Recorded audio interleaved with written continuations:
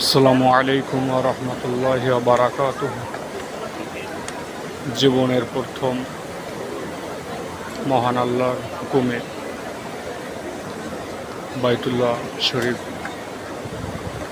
আল্লাহ তাআলা আনছেন, এজন্য শুকর আদায় করে আলহামদুলিল্লাহ। আল্লাহর কাছে ছোটকাল থেকে দোয়া করছি, আল্লাহ দোয়া কবুল করেছেন। আমি এখন আছি হারাম শরীফের সামনে।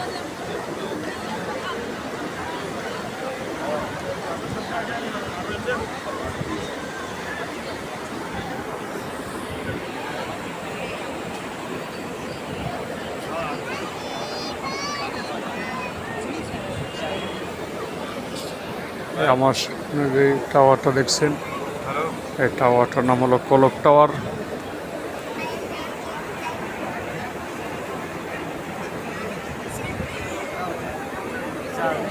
আমার জন্য সবাই দোয়া করবেন, আপনাদের জন্য সবাই আমরা দোয়া করি।